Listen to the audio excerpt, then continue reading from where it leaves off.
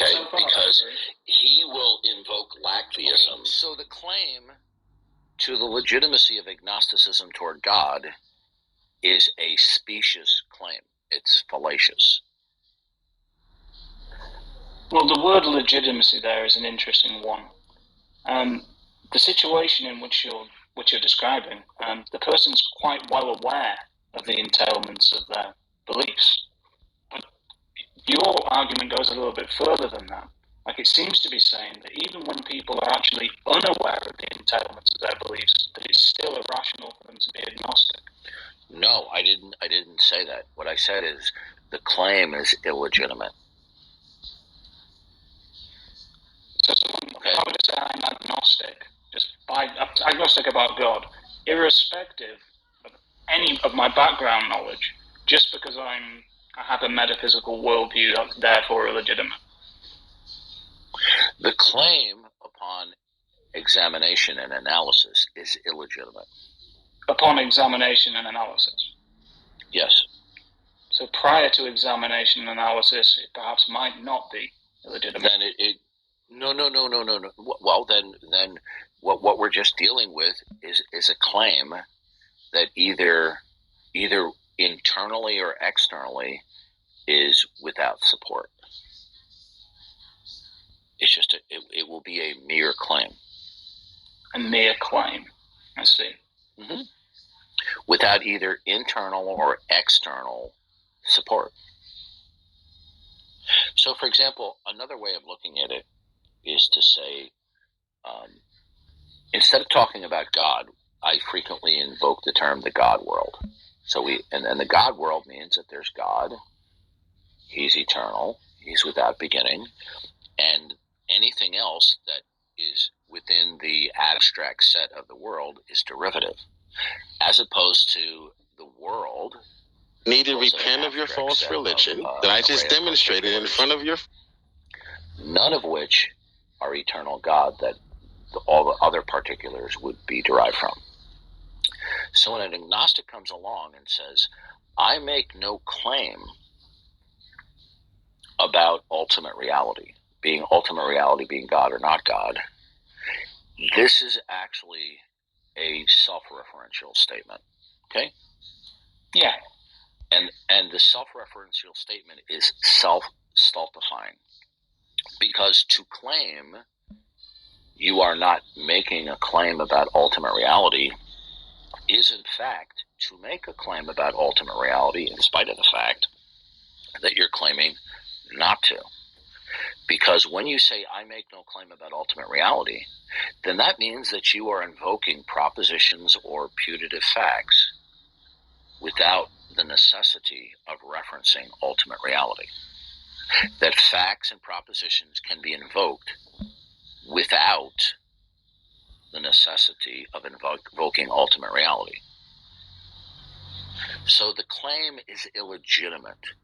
It is illegitimate in the same way that people commit informal fallacies all the time, but they may not be cognizant of it. So, for example, the appeal to ignorance. That a proposition from the presupposition invoked and held to be true solely on the grounds that its negation is without a reason. That's called an appeal to ignorance. Well, X is true because you haven't shown not X. So X is true. Right? I think I'm with you. But would it be possible perhaps to talk a little bit more specifically about the debate that was had yesterday between JRobin and Roger? Because there was one example. Sure. And maybe Jay might want to get out of this because I was not privy to a lot of that. So are you there, Jay? Yeah, I'm here. Okay, so why don't you, not that I'm trying to sidestep it, but because I missed much of it, I'm going to defer to Jay. Okay. Well, it's very nice talking to you, Darth. Okay. And by the way, I welcome your disagreements because you disagreed, you challenged me, but you're not being smarmy, you're not being evasive and deceitful, and we got along fine. So I hand it off to Jay. Well, we have high standards of customer service at McDonald's, Darth. I know you're a good sport. All right, so Jose, what did you want to talk about? A quick question before you guys transition. Hey, Darth, what in regards to everything you just said, how do you respond to the folks that say who claim to not have a worldview, therefore they can avoid it, and they don't have a metaphysic? That is patently stupid. Okay, so in order to invoke facts or propositions, okay, and I'll just simplify it to putative facts. In order to invoke any fact at all, one must possess a basic philosophy of fact. Even little children have a rudimentary philosophy of fact. Okay, I'm sure you would agree with that, right? No, of course I do. Okay, so one could not possess, either in a childlike way or an adult way, a philosophy of fact or facts without it being encompassed by some model of reality, even if it's childlike. So the invoking of facts requires a philosophy of fact, and a philosophy of fact, in order to be meaningful and intelligible, must be encapsulated by a worldview. No worldview, no philosophy of fact. No philosophy of facts, then you don't have facts. Would you say that self-awareness necessitates what you just described there? Like, if you are self-aware, therefore you must have some even rudimentary worldview and... Oh yeah, if you listen to one of the interactions between Eli Ayala and Brent Bosserman, he talks about that even to invoke solipsism, that the only thing that you believe or know is your self-consciousness, is going to require some kind of metaphysical context, right? Because if the self will be referred to across time indexes, right? And so is it the same self that it was a moment ago? So when we invoke facts, the avoidance of metaphysical context or model of reality is unavoidable and inescapable, even for children. Interesting. So ultimately, the very standard atheist claim that I hear, that I don't have to have a worldview, is just willful suspension of rational thinking and acceptance of reality. Either they're fundamentally ignorant, or, as is commonly seen, they're just being dishonest. Okay? How can you invoke a single fact? In what realm does it exist? Okay? Now, they may say, well, I don't know fundamentally what that realm is. Well, then what you're just simply saying is the fact is invoked within the realm of chance, or that the fact is, the putative fact itself is invoked, shrouded in mystery, as opposed to the fact in question is only a fact because it is granted by the mind of God within his redemptive plan of creation. So they are very, very uncomfortable, to say the least, in really discussing the issue of worldview, because they know that they cannot ground a worldview. They know it.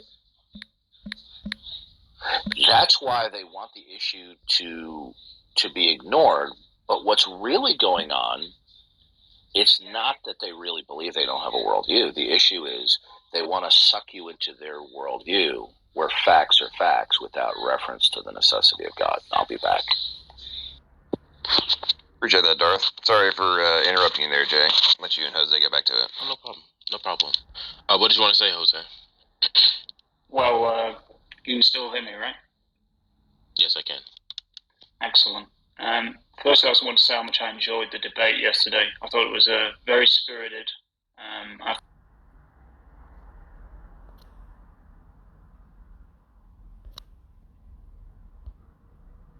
Sometimes it felt a little bit like you were talking. Then he's contingent. If he couldn't become 5 persons, or not become, I don't want to say become, but he couldn't exist in another possible world as 5 persons, it seems as if, like, he could be different. If he could be different, he's contingent. Okay, I don't even think that follows at all. The fact that he simply is what he is, and the fact that he is what he is, and he can't be anything else. You're saying that makes him contingent, but like contingent on what? By definition, yeah.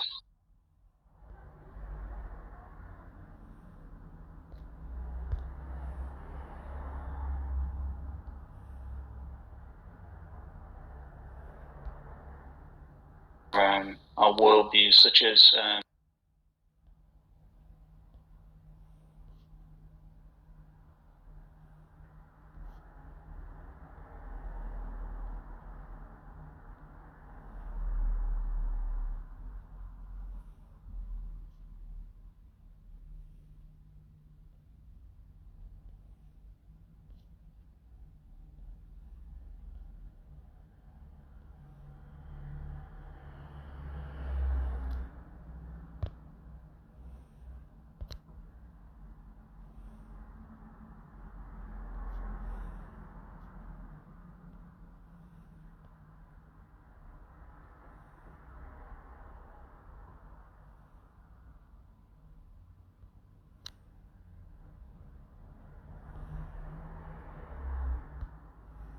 would it be reasonable for me to say that I'm agnostic with regard to it? Because there is an answer to that question.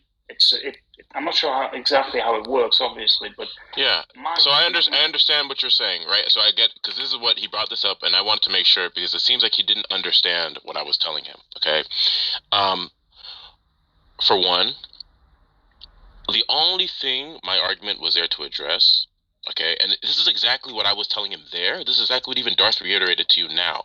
We're not making a claim about what they want to admit or what they claim to be aware of or what they don't claim to be aware. That's not what we're talking about. We're talking about the fact that their worldview itself is either the God worldview or the not God worldview. Whether they want to, as Darth always says, admit it or not, whether they realize it or not, their worldview is the God worldview or the not God worldview. That's what the claim is to do. And then when we show them the implications of their claim, right, and that's when the conversation about God's existence comes into play.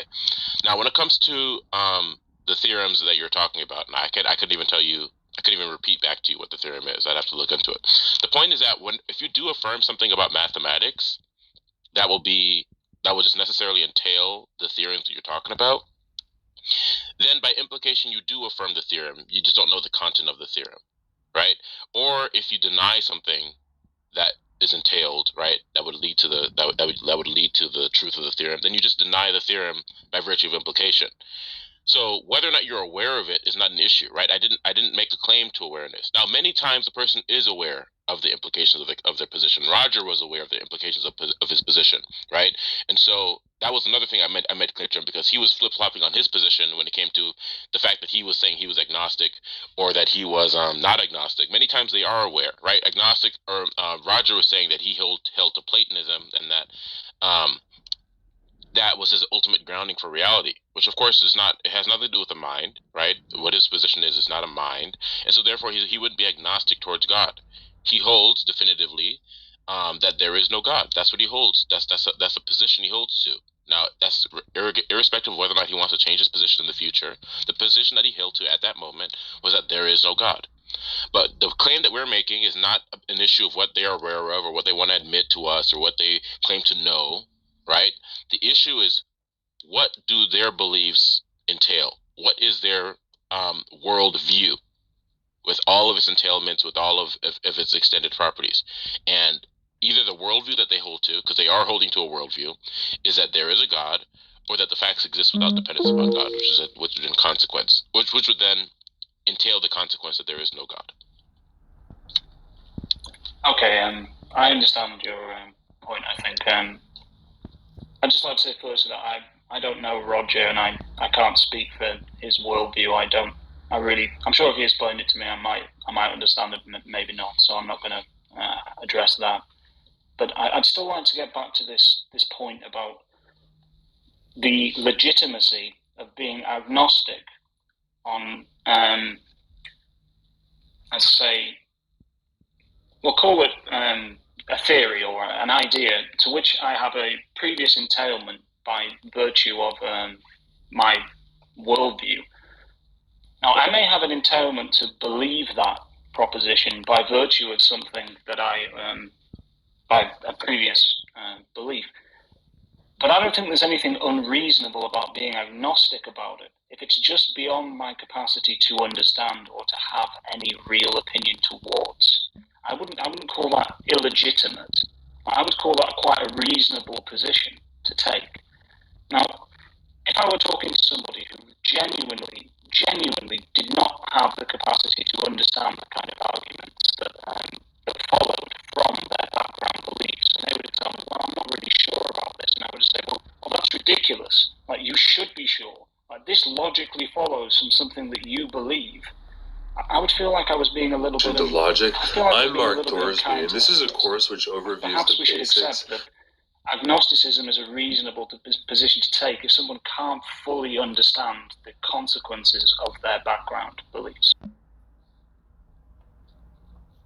Well, then their claim to agnosticism would just be just a vacuous claim, right? It wouldn't be a claim that they could actually substantiate. It wouldn't be a claim that could be. That's the whole point, right? We're not talking about their awareness. My verbalization of agnosticism, I make it clear almost every time I make it.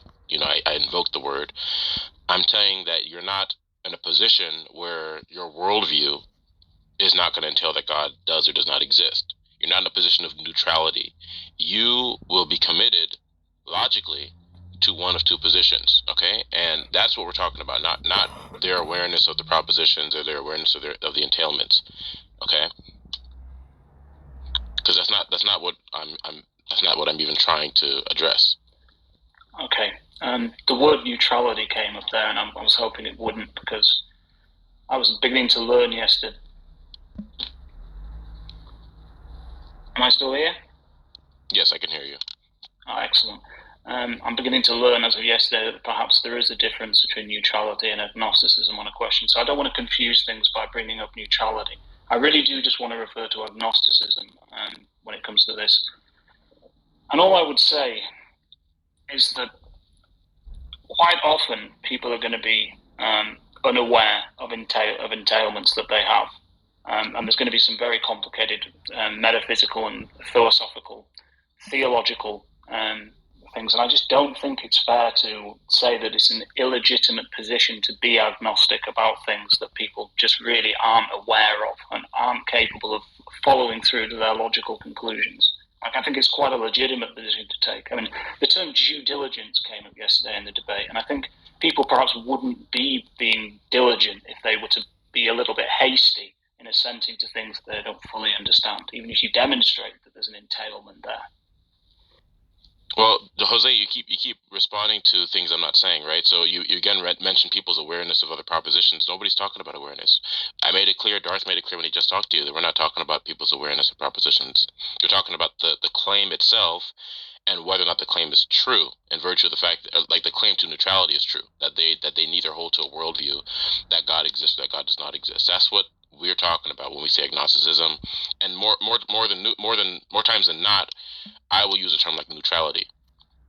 Okay, because agnosticism, in many respects, does verbalize a position of neutrality. So I'm not really talking about knowledge. And even sometimes when people say, when we ask them questions, they said, I don't know. I was like, no, we didn't ask you if you knew. Right? The question is not whether or not you know. The question is whether or not it's entailed by the position that you hold to or what you do.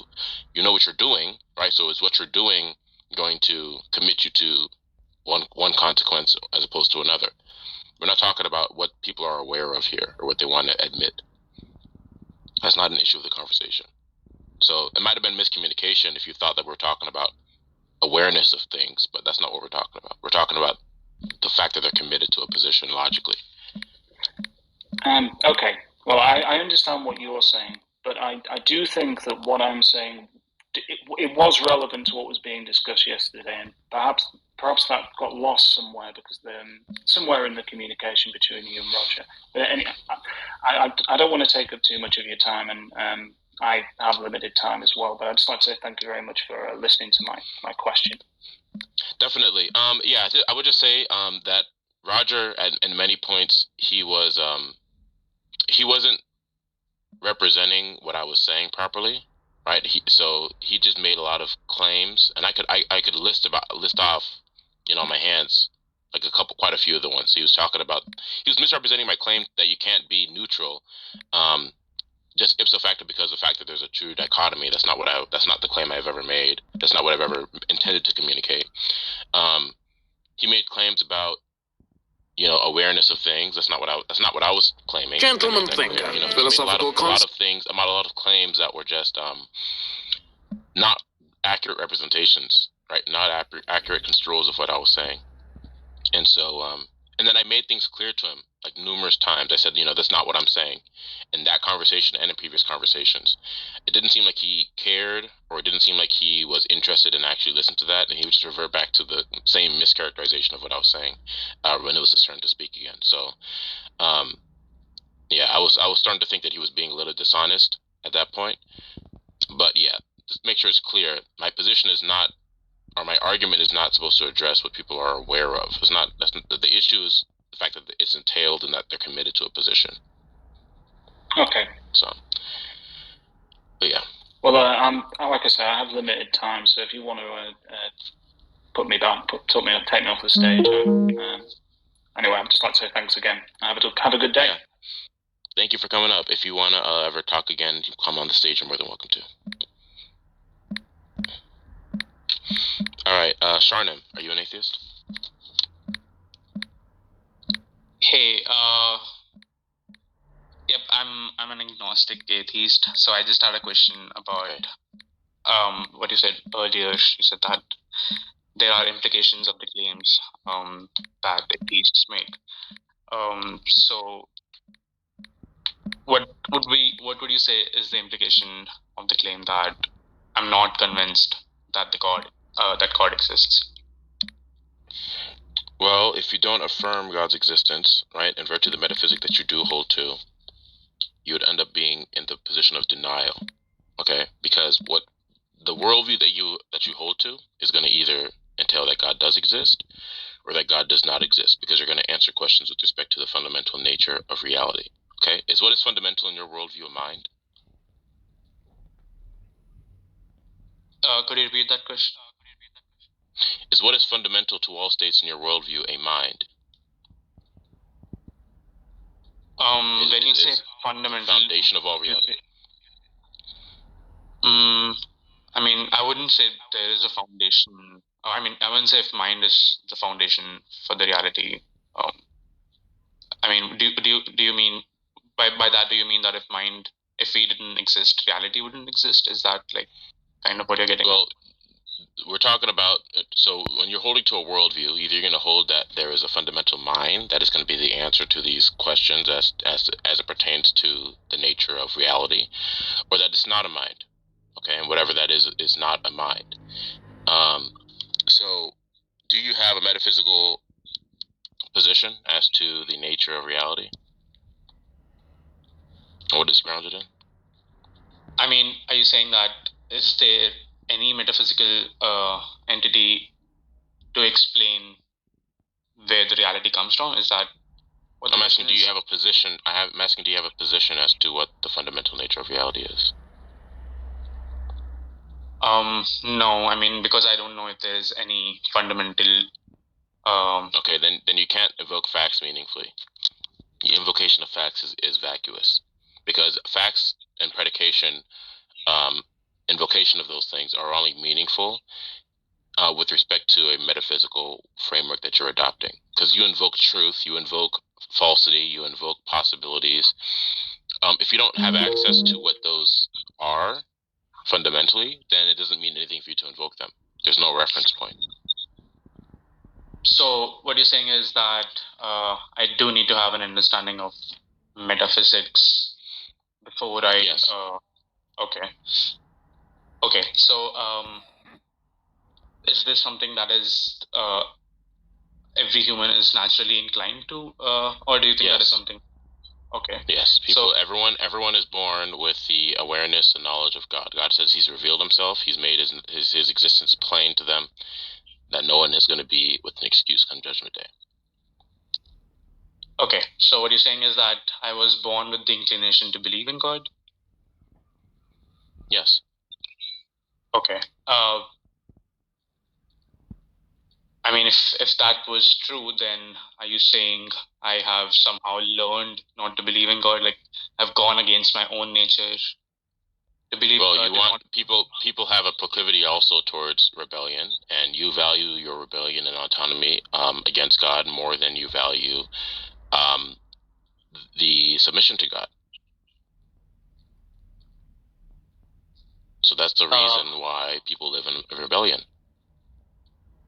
Now, could you answer for me this question? Why do you so you don't have a metaphysical position? Is that what you're Not telling really. me? No. Okay, well that's just absurd, right? Because what the consequence of that is, you don't have a basis by which you can assert anything to be true. On what basis can you tell me that you need evidence for things? You need evidence to believe that God exists? Could we rewind to the previous question, which you said, where you said that not really a question but a statement that every human has a natural inclination to believe in God, right? So my response to that is this something that you're claiming, or is this something that we as humans have a consensus on? That, I mean, is this something that we have proved, or I'm just asking you what the source of this statement.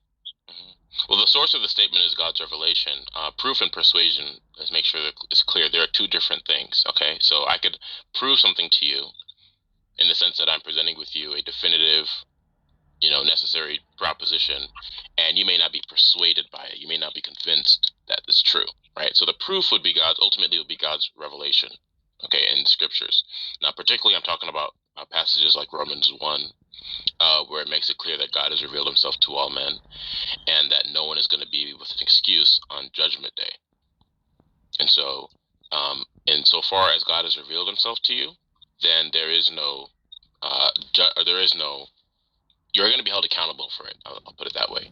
Insofar as God has revealed Himself, to the extent to which He's done so, you're going to be held accountable for that.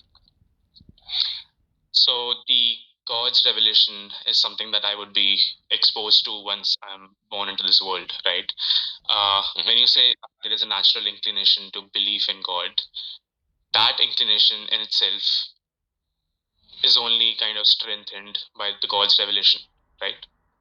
So if the God's revelation did not exist, would I still have that that natural belief to believe in God? If the Bible didn't exist, you mean like if the Bible didn't exist before the Bible was written, for example? Yeah, the people still have that natural inclination, right? So, for example, Paul had that natural inclination before he wrote what was written in Romans, right? But I'm just pointing to it as evidence for that. So that would be proof, right? You're asking for proof of something? Well, the proof would be our own self-consciousness. That would be another one, right? The proof would be our own, the fact of the matter, right? But then if you're looking for like something other than that, that would be the Bible, God's revelation would be another instance of proof of that. I mean, so what you're claiming is that every human has this natural inclination to believe in God, and they only turn atheists when they do not. They just kind of turn atheist out of pure convenience or because they are rebellious in nature. Yeah. Okay. So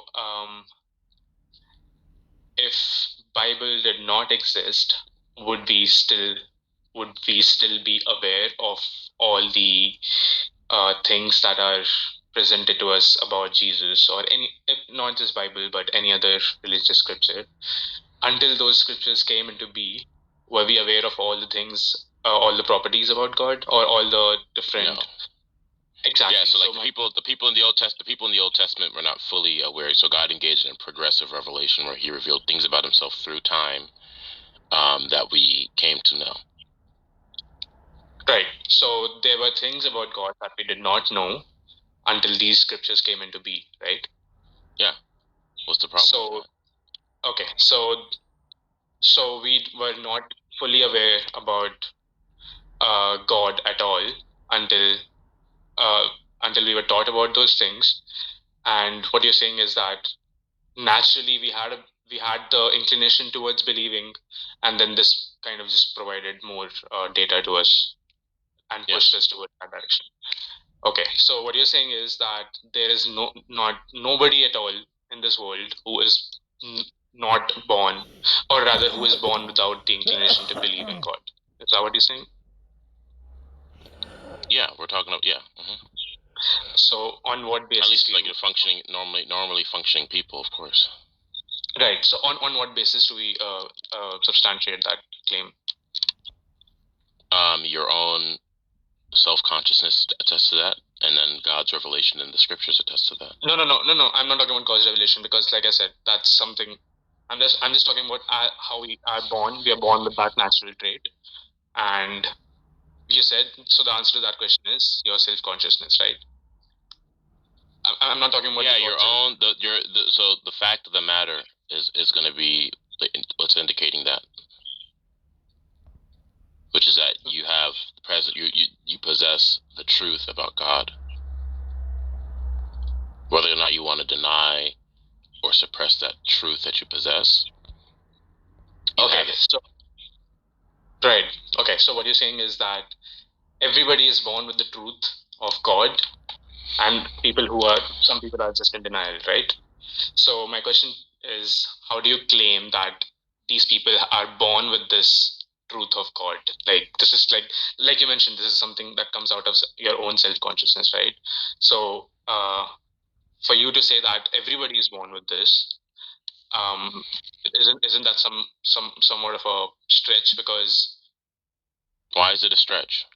Because it's like, you know how self-consciousness works for everybody in the world.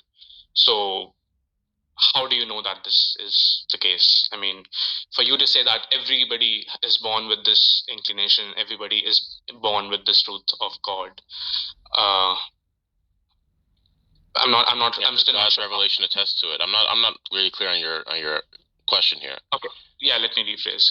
So you said, so if we leave God's revelation for a bit, because I'm just talking about. No, why would I leave? Why would I do that though? No, but why would I do that? Sure, I'll answer. So what I'm trying to say is that humans, as per you, humans are born with the natural inclination to believe in God, and they also possess the truth of God.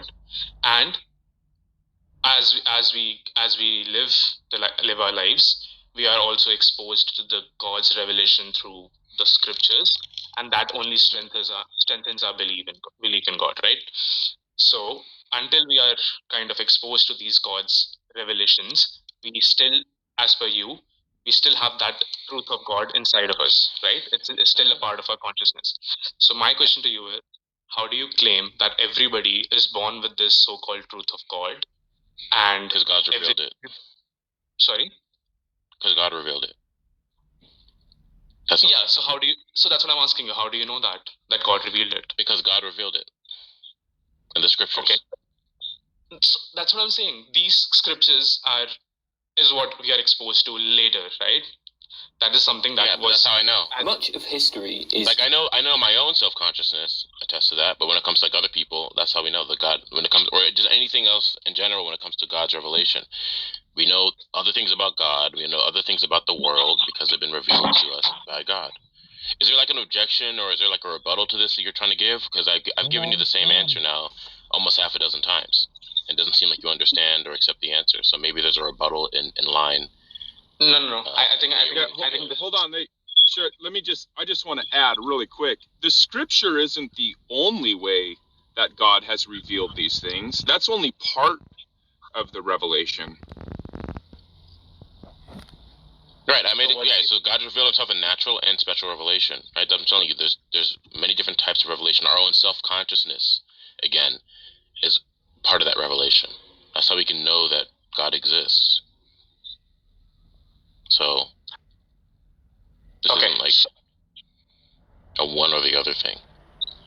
Right. So what you're saying is that God has revealed this, that every human is born with this natural inclination to believe, and this has been revealed only through the scriptures, right?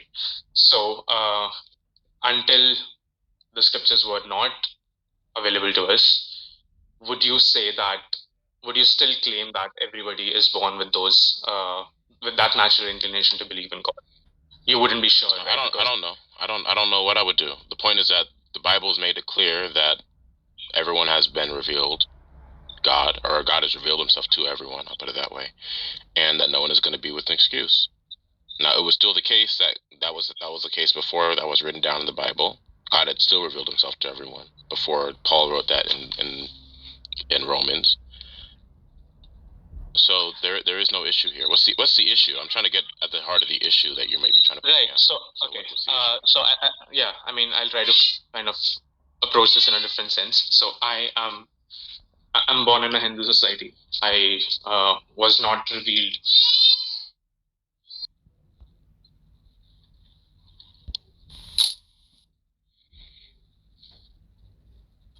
Sorry about that.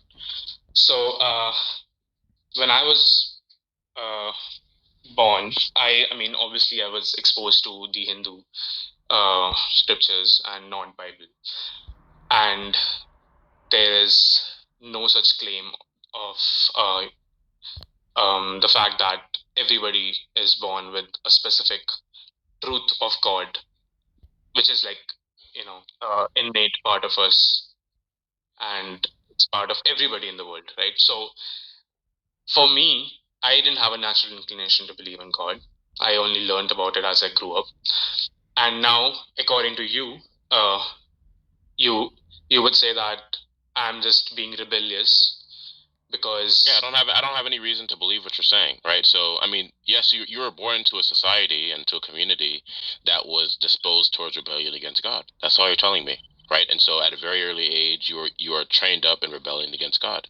And of course, that's not the case for everyone, but that was the case in your thing. I don't have a reason to believe that you weren't that you didn't have some sort of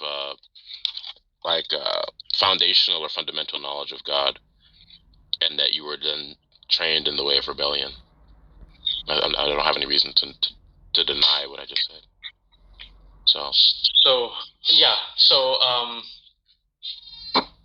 so the point that I was getting at is what you're saying is that I'm being dishonest when I say that I was born and I was exposed to these scriptures, and I was a believer until a certain age, which I would say was very recent, like probably until I was like 20, 23. So what you're saying is that I was, when I claimed that I was a believer, but I suddenly realized that is not the case. My belief was completely false because deep down I was not a believer, or I was rebellious in nature. Is that what you're saying? Yeah, when it comes to your position on God's existence, when it comes to God's revelation of his own existence to you, God has revealed himself to everyone to the point that they're not going to be with an excuse, and they're going to be held accountable for what God has revealed to them. So God has revealed himself in one way or another to you from the very moment of your birth, and you had a choice, right? Whether or not at that point where you could make choices about things and think about things, whether or not you're going to accept what God has revealed himself, and what he's revealed about himself to you, or you're going to choose to rebel that. Now, you were in a society and you were in a community where rebellion against God was the norm, and where people were not trained not to rebel against God. It's not the norm. That is well, you just told me you were born in a Hindu society. Right, but that's rebellion against God. So you're. Go ahead. No. I was just clarifying the fact that the society in itself is not encouraging any sort of rebellious attitude. I'm just saying that the society in itself is similar to any religious society where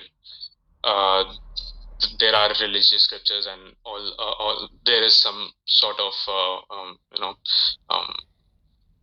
sharing of knowledge. If it's teaching something contrary to what God has revealed about Himself and about the world, and foundationally and fundamentally, then yes, it's rebellion against God and who He's revealed Himself to be.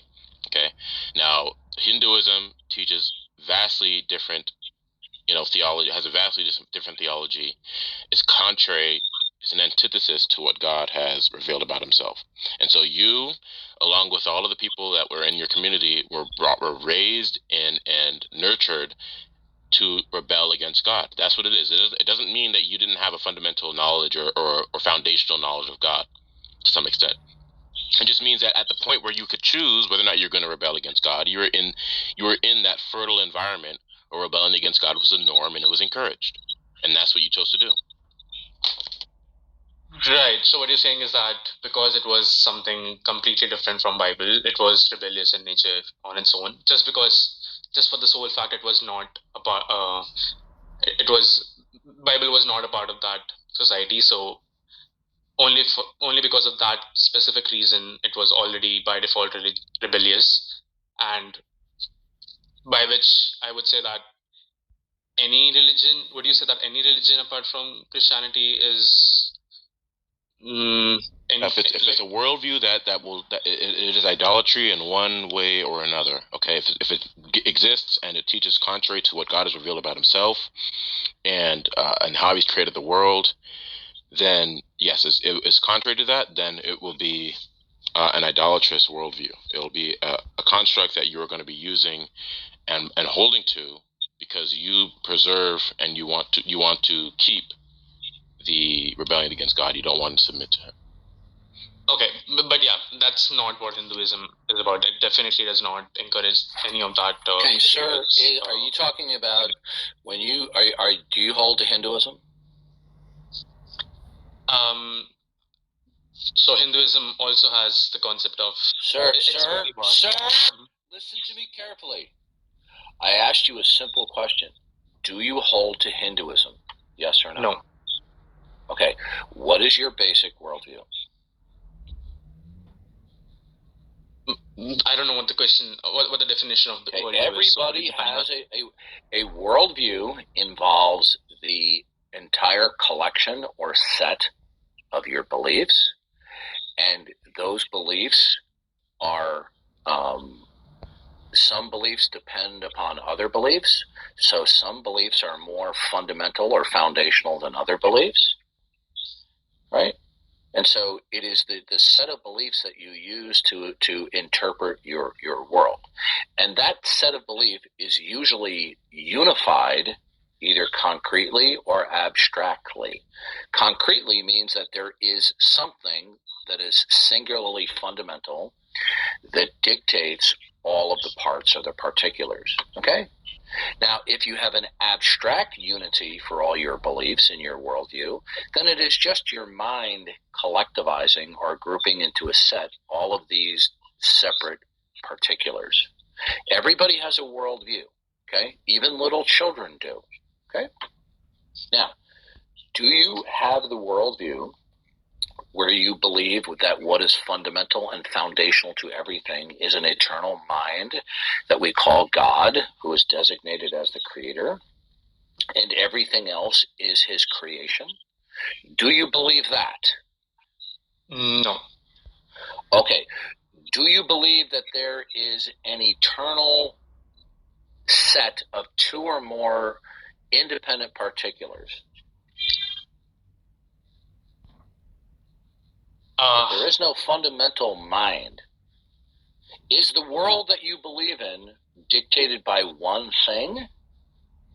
Or is the world that you believe in that there are two or more things that exist independent of each other without derivation or cause?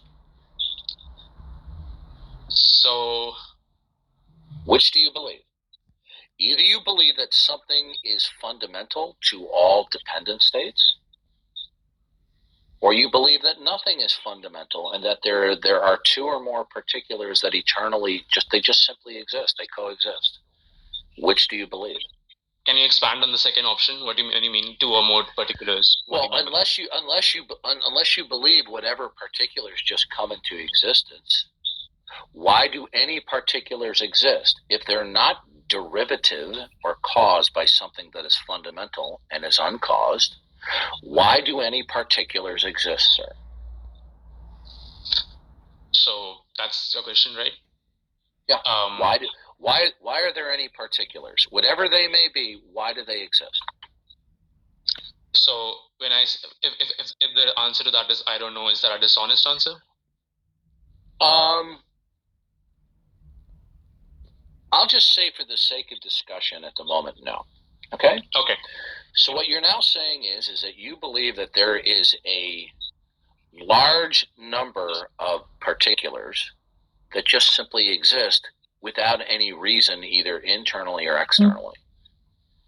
So basically, your worldview can be categorized as simply a chance system. There is just stuff out there and exists, and there's no identifiable or defensible reason why anything at all exists or is the way it is. Right. So your worldview could be categorized as chance. Okay. Things just are. Things just happen without any ultimate fundamental reason. Okay? Sure. Mm-hmm. Now, that's a worldview, right? As opposed to a worldview where we have what is fundamental is a mind that we call God, who then institutes and secures all of the particulars and orders them to operate in a certain way according to his plan. But you reject that. So you're adopting the worldview of a chance system. There's just an innumerable number of particulars out there, and there's no identifiable rhyme or reason why anything is or why it is the way that it is. Now, the consequence of that is that world is incoherent. Because when you do invoke propositions, such as the dog is wagging its tail, or the sky is blue, or the grass blows in the wind, whatever it is, okay, either explicitly or implicitly, there's going to be something that you think dictates that, okay? But in your system, there is nothing that fundamentally and ultimately dictates that. Well, that's so therefore, go ahead. Yeah, I mean, the examples that you just chose, we do have an understanding of how or why those things happen. Do you? Sure. Why does any event happen? Is there a causal principle? Is there a cause and effect relationship between events? So would you like to take an example, and I can probably explain on Sir, that? is there any cause and effect in your world? Sure, I could probably name a few if you want. Okay, now, so what that means is that there is at least some causal principle. Yes. That for certain, okay, so what is it that institutes and secures that there is a causal principle so that cause and effect can be real? Since you're unwilling to acknowledge God as its source, you refuse to do so for whatever reason, then how is it that the causal principle is real? So just to rectify, the causal principle is that there is a cause and effect relationship between some events. So what makes the causal principle real? Well, there are causes for which we have. The cause in itself also has a cause. You're just stating that the causal principle is real. I want to know what makes it real. Another cause, a cause which is above that. Suppose I told you that I just watched one man shoot and kill another man, right? And you say to me, "Well, did you call the police?" And I go, "No." You say, "Well, don't you think you should?" And then you find out that I was watching a television program. I was watching a movie. Well, the movie is not the movie in terms of the characters isn't real, right? You are invoking either explicitly or implicitly that the causal principle is real, in part to try to explain your world without reference to God, because you don't think you need God. So I want to know is, If God is not needed as the ultimate source and basis of why anything is, including the causal principle, then what makes the causal principle real? You're either going to tell me what makes it real and what sustains it, or you're just going to say, well, there's no identifiable or defensible reason as to why it's real. So can I respond? Yeah. So how is it real? Right. So I'm not sure about the question that you're asking. How is it real? But every cause that we see around us. Since you claim you are in no need of acknowledging God as your creator and sustainer, you nonetheless, when you invoke facts, whatever they may be, the dog wags the tail, the grass blows in the wind, okay, is by implicitly will be referring to certain background parameters that make those state of affairs actual and intelligible. So I want to know is, you believe in the causal principle, and you also believe that there are laws of nature. So I want to know, is the causal principle real, or are all events just spontaneously occurring, including your mind that concludes that there's a causal principle? Is that spontaneously occurring? We do observe them to be not spontaneous. So they're okay. So now here's the problem. Well, when you say that you observe that they're not spontaneous, what you're doing is you're reasoning, because there's a chronology of events, that one event precedes another, that therefore the one event that preceded another is the cause and the other is the effect. You're drawing that inference. So let me give you an illustration, right? Now, I'm not against the idea that there's a causal principle, right? I certainly believe it because I hold to the God world. I hold to the Christian theistic worldview that Jesus Christ is the creator, and he is the one who institutes and secures the causal principle and the regularities that are in the world. But you reject that. So I want to see if your rejection is actually coherent. So imagine you're walking through a shopping mall, and unknown to you is a television comedy show, and they have a sign that says, "Don't touch the glass," right? And you coming through and you decide with your friends just to touch the glass just because it says don't touch the glass. And the moment you touch the glass, it has no effect upon the window whatsoever. But what they've done is they've rigged the window to shatter as a part of a comedy TV show. And so the moment you touch the window and it shatters, you infer that your finger in some way caused the window to shatter. Was that inference correct? No, because it's not something that we can observe over a long period of time. But guess what? You can't observe causation either. You are inferring it because one event precedes another. Also with the method of repetition, yes. Yeah. Now, I hold to the causal principle that the causal principle is real because it is God who has revealed himself, who instituted the causal principle, sustains it along with the regularities in this world. But you want to believe that in this example, the causal principle is that for every event there's a cause. Okay? God has imposed unity upon the particularity of the ongoing events. That unity is that for every event there is a cause behind it. Either directly or indirectly, it begins with God. But when you reject that, I want to know how and why the causal principle is real, because you presuppose the causal principle, and I do too. But you reject that the causal principle itself is derivative of God. So I want to know what makes the causal principle real. Is it something other than God that institutes and secures the causal principle? Or is the causal principle eternal, without beginning? When you say eternal, do you mean like it has always existed? Yeah, is there an infinite regress of cause and effect of stuff? Well, see what I'm doing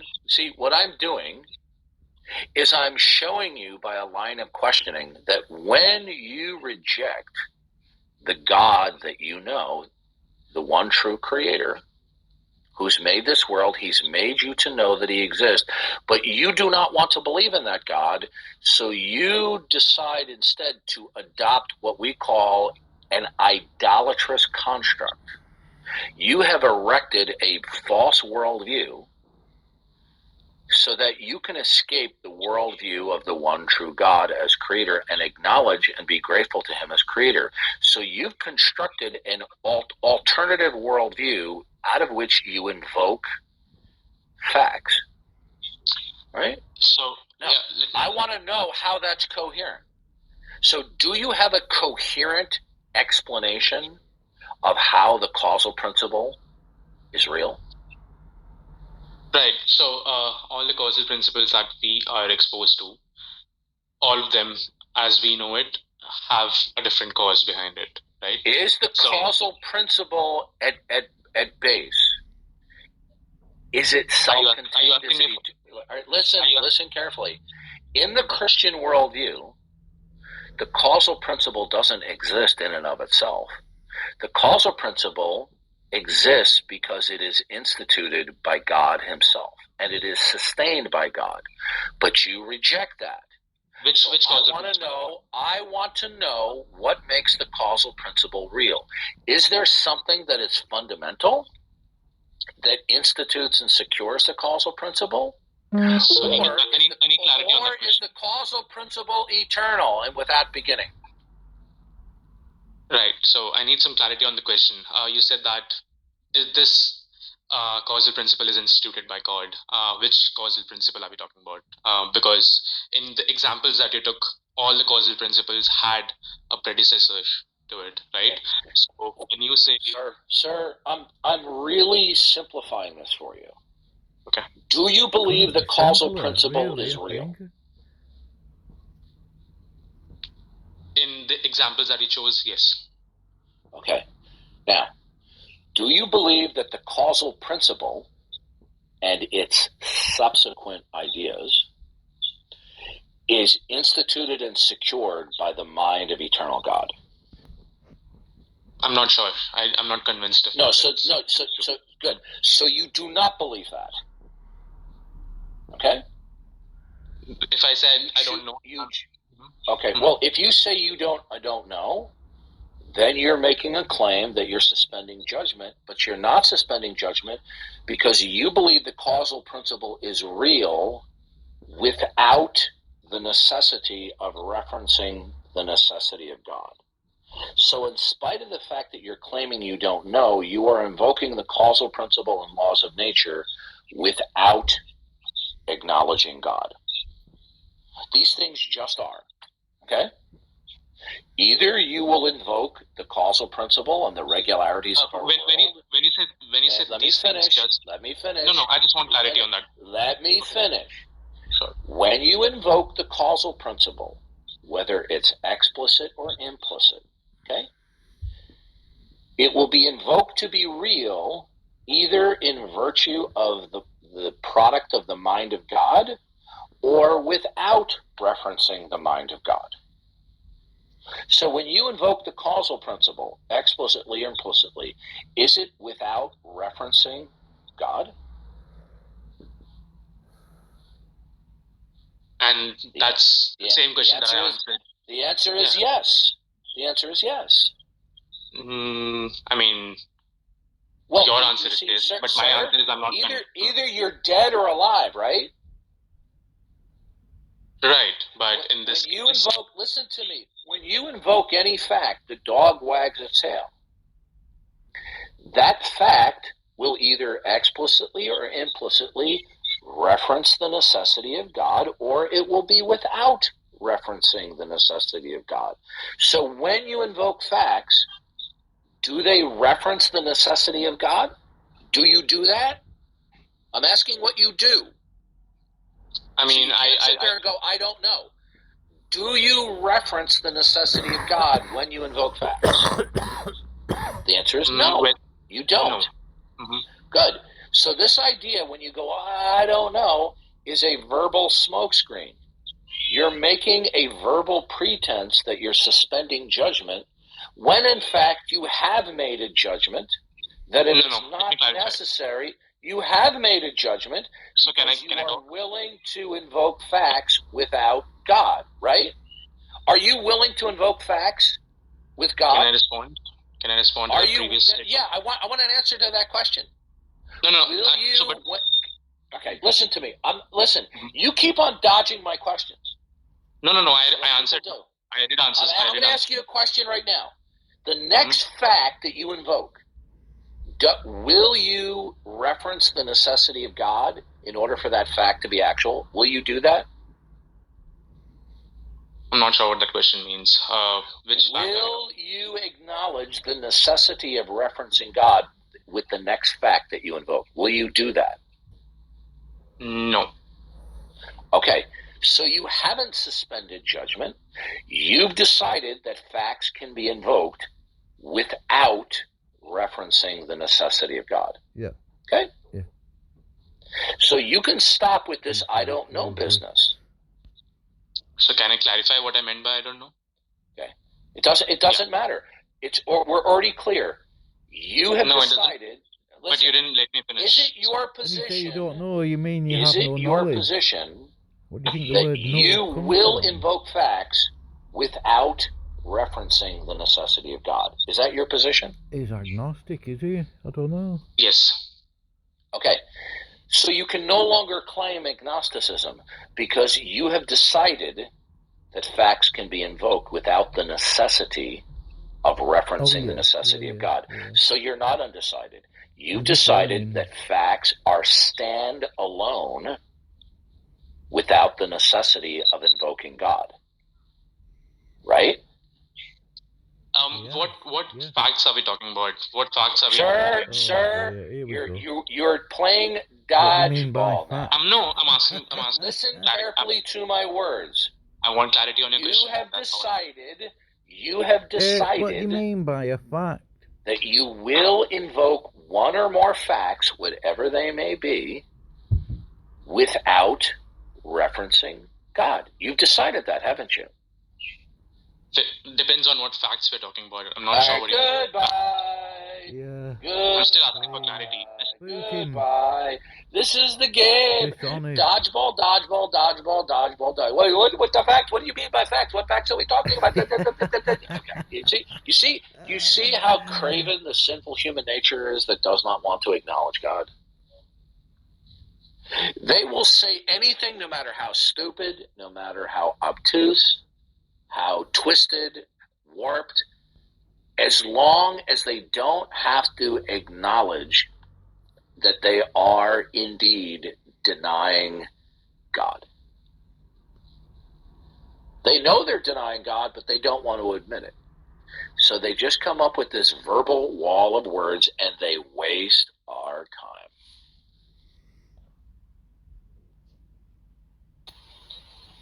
time. Unfortunately, yeah. And the beat goes on, man.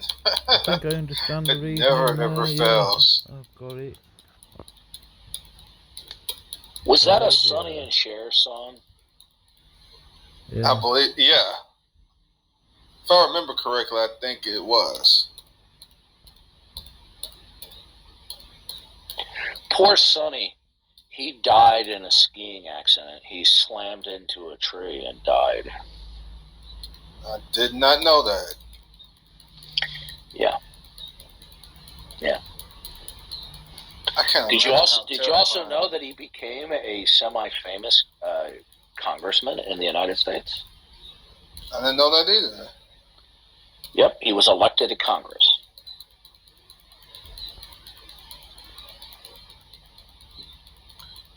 Yeah, man. With these just ridiculous, just tap dancing steps that they do, it's obvious what he was doing. He was just squirming desperately. It's verbal. He's playing verbally dumb. It's play the dumb game. Clarity on what a fact is. You want to clarify everything, including the individual letters that you use to construct the sentence. Can I clarify? Yeah. How about clarification? Yeah. How about when I spoke with P.Z. Myers?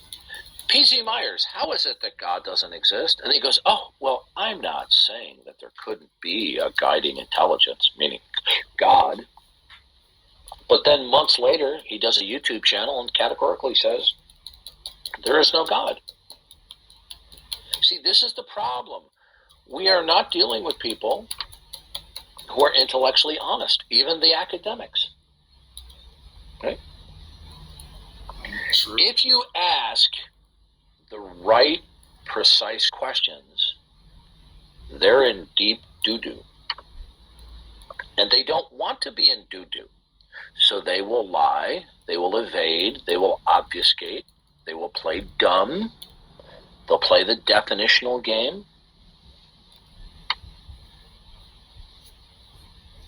Go on, Darth. But you know what? The sad thing is this. The clock is ticking away.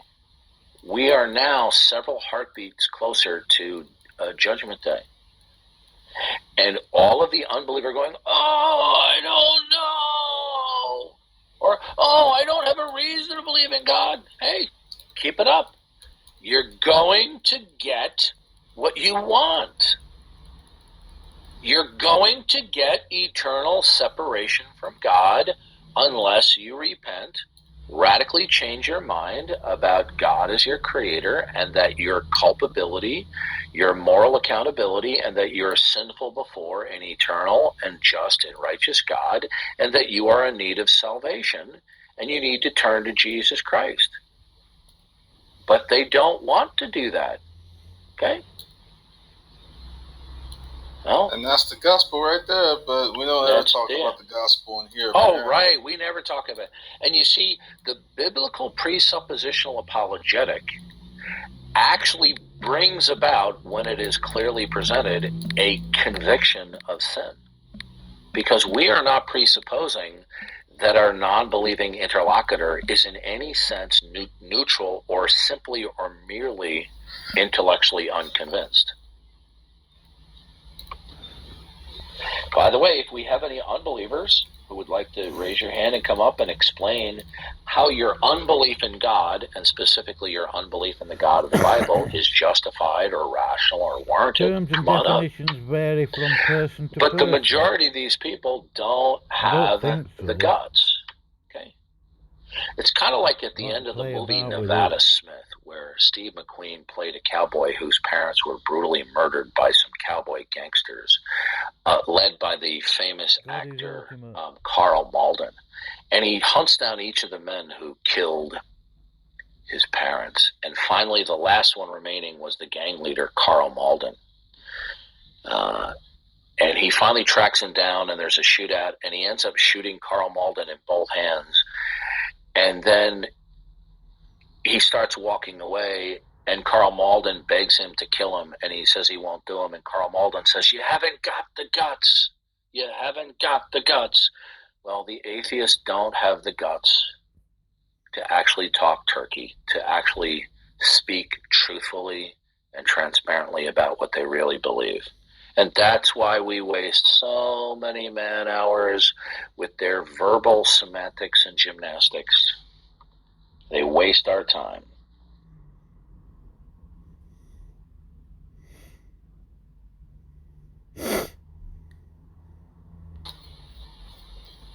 Like I've said for years, man, I've had, or I would have so much more respect if they were just honest about it. You're not neutral. You want to hold on to your own autonomy. Just come out and say it, man. Just be transparent about it. Okay, so this guy writes in the side chat that I didn't give clarity. This is simply false. I explained definitionally the basic definition of God. God is that which is eternal, fundamental, and is a mind, self-contained, non-derivative, and is the source and basis of why anything else exists that is not himself. Ooh, that's a hard one to understand, isn't it?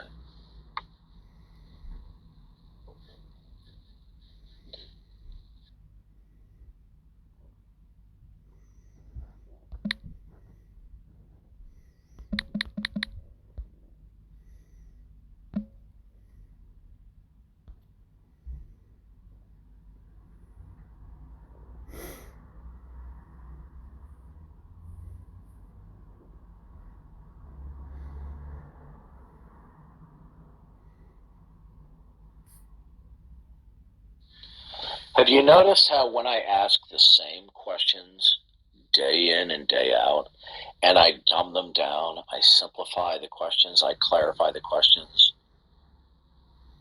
they just always dodge. They dodge. It doesn't matter how ridiculously dumbed down we make the question. They're going to try to find a way to squirm out of it.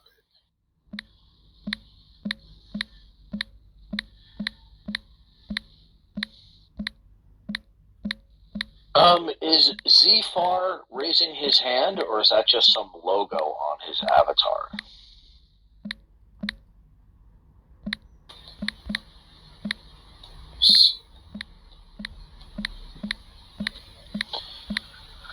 By the way, Jeff Trimble is now a certified troll. He sent me numerous taunting messages.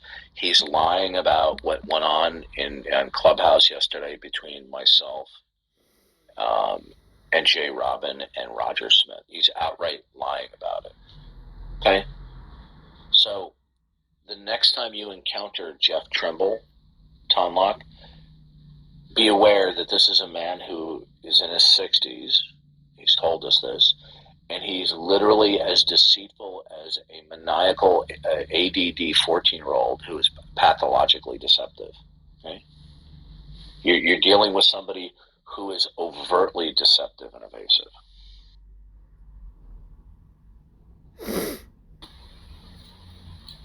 What type of stuff was he saying to you?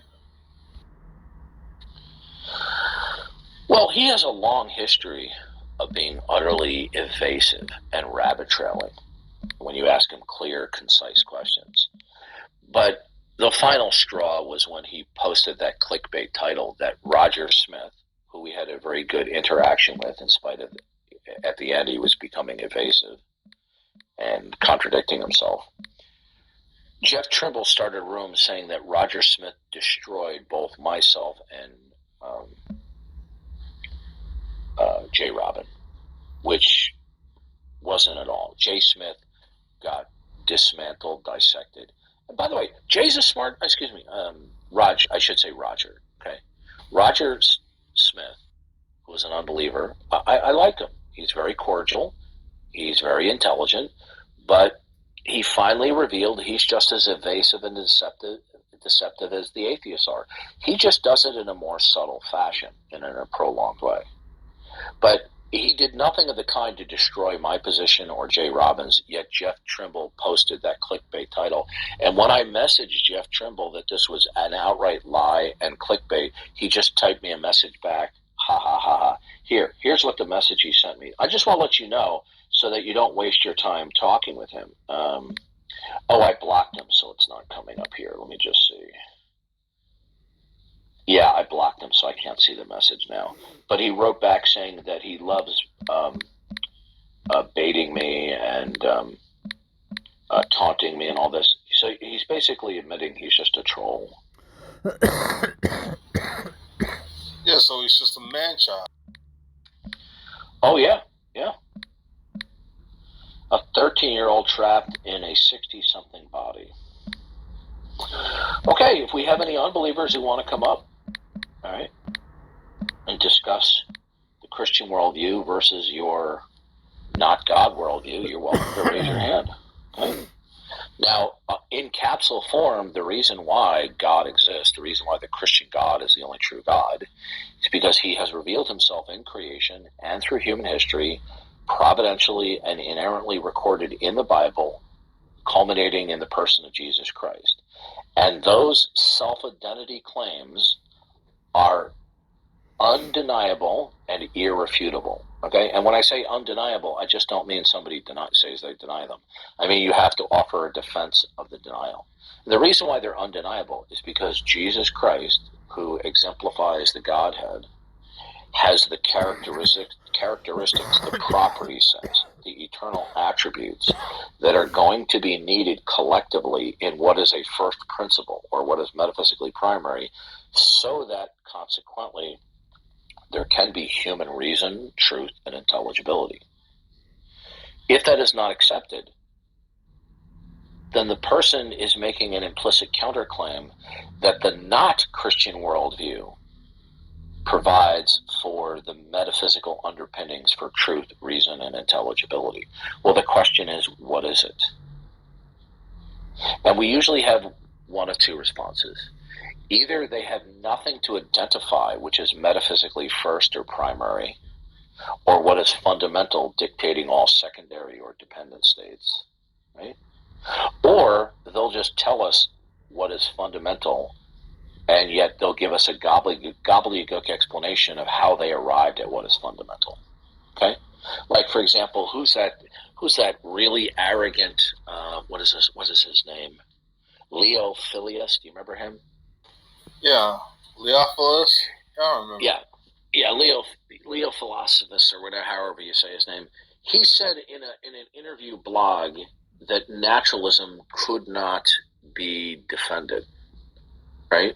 But then when I debated with him, he said naturalism is proven by studying the structure of things at a quantum level. So what does this tell us? Is they just make up this crap as they go along, right? They make up this crap as they go along.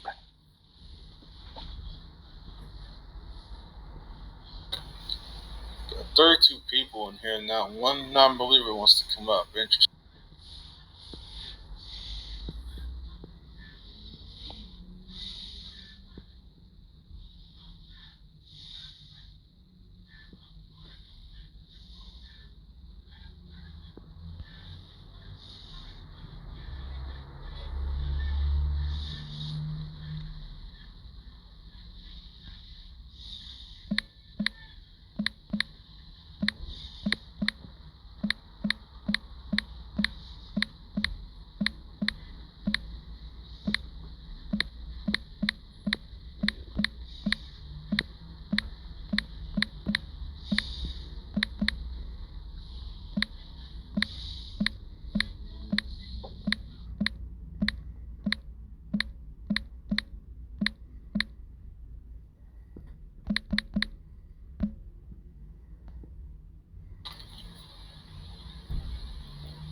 But most of these atheists will never be willing to engage in a conversation, even if there was a neutral moderator.